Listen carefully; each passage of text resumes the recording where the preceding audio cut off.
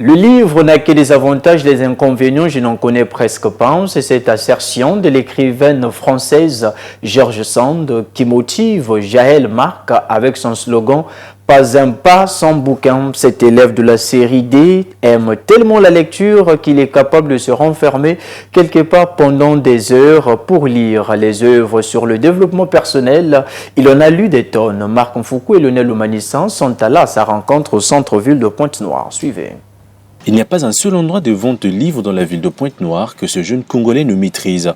À peine est-il tombé sur ce bouquin qu'une pensée taraude déjà son esprit, parcourir chaque ligne à la découverte de son contenu.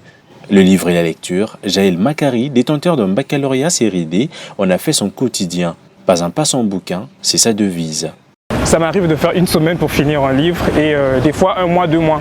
Ça dépend du livre, de la grandeur. Pour moi déjà la lecture c'est fondamental car c'est une très grande base. Donc du coup la lecture ça ne se limite pas à la série A parce que la majorité des gens que je rencontre me disent tu fais la série D et tu lis.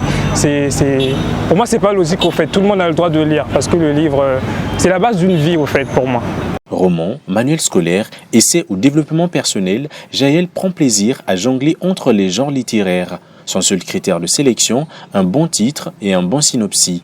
Quand ses pairs trouvent dans la lecture ennui et perte de temps pour se tourner vers les antiques, Jaël, lui, y trouve une véritable mine d'or. Ça m'a apporté beaucoup, beaucoup. Au niveau intellectuel, oui, vocabulaire, l'oral aussi. Et je dirais, il y a certains livres qui peuvent te donner confiance en soi. Ça soulage peut-être des dépressions, les angoisses, tu t'ennuies pas.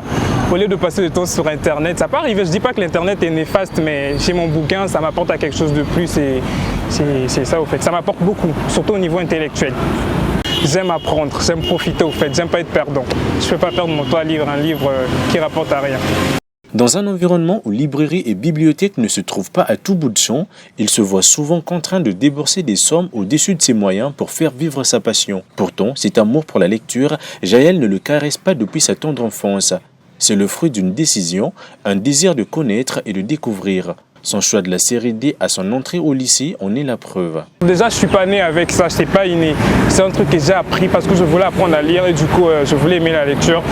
Et j'ai commencé avec des romans parce que j'ai essayé de faire des recherches. J'ai commencé avec des livres un peu drôles, des histoires. Et je voulais m'approfondir dans ça pour acquérir quelque chose. Après, je suis passé par des vêtements personnels, des livres plus intellectuels que ça. Au début, quand j'ai commencé avec les livres, ma famille trouvait ça, ils ne prenaient pas ça au sérieux. Ils me disaient, tu perds ton temps, pourquoi tu fais ça? Ils croyaient que je faisais des blagues.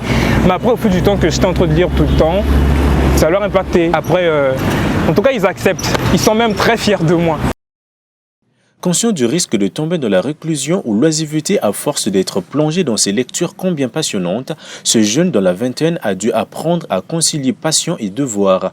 Il a pour ainsi adopté un train de vie bien coordonné par un emploi du temps qu'il tient à suivre à la lettre. Les fruits de ce mode de vie, Jaël en fait l'expérience au quotidien et invite qui le veut à emboîter le pas. Je dis toujours, c'est tout est un programme, voilà.